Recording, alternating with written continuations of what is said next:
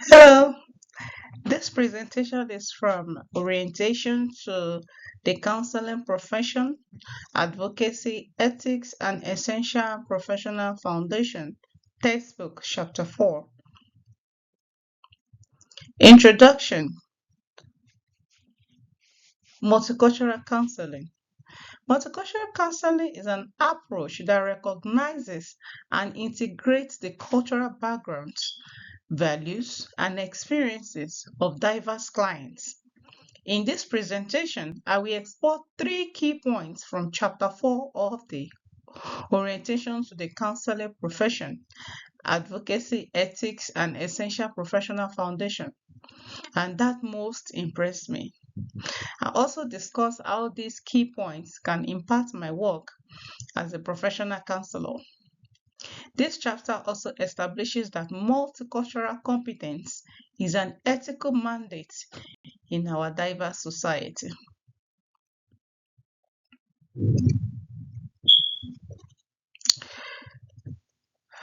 Key point one, multicultural counseling core principle.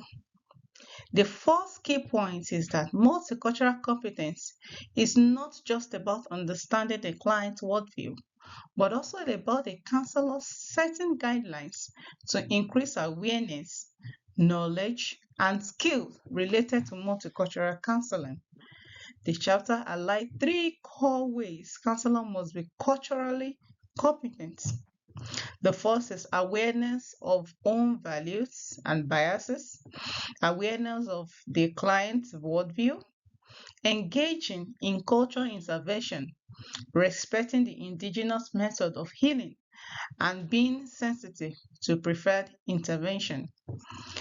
The framework that impressed me is, as a professional counselor, I must first be aware of my own biases.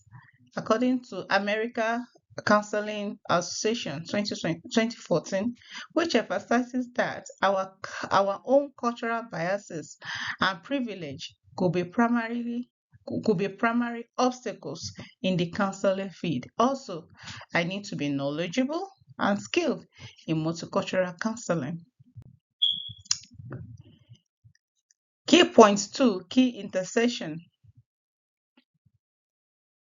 The chapter emphasizes how cultural identity, race, gender, sexual orientation, age, ethnicity, etc. change and develop over time.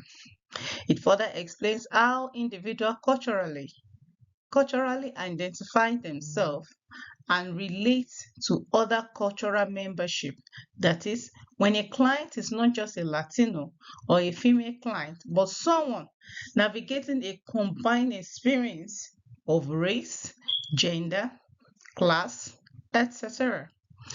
Sue et al. 1992 state that effective multicultural counseling required understanding the overlapping systems of privilege their world, that shape clients' worldview.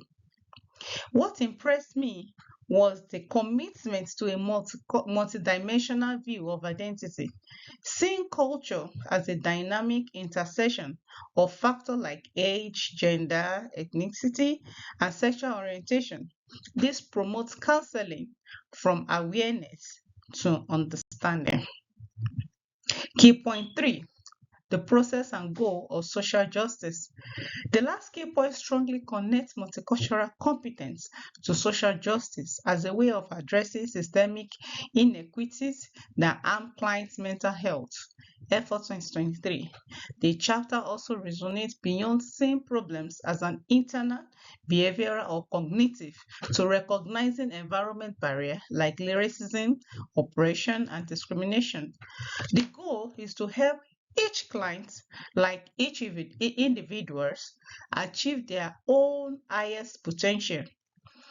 Meanwhile, processing should therefore be a collaborative and empowering, ensuring the counseling relationship is not oppressive.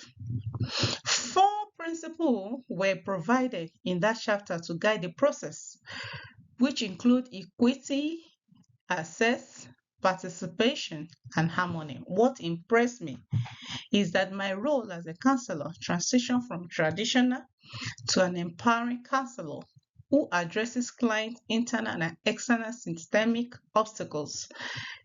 American Counseling Association 2014, which remind us to empower diverse individuals, families, and groups.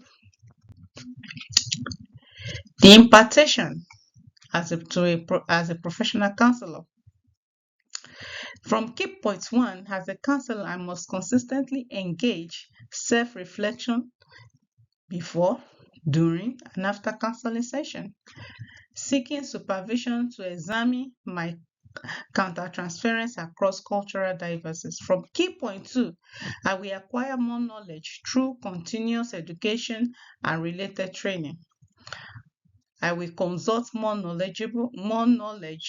I will consult more knowledge. I will consult more knowledgeable colleagues.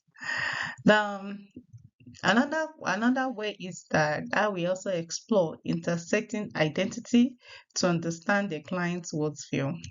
From the key point three, how we explore more therapeutic techniques that will help challenge the client's mental health obstacles. I will also integrate the four principles, which is equity, access, participation, and harmony as a checklist. In conclusion, multicultural counseling stands as the art of modern professional practice. Committing myself to this three-part method of reflection, learning, and advocacy will lead me to ethical effectiveness with diverse clients. The last of you is the references. Thank you.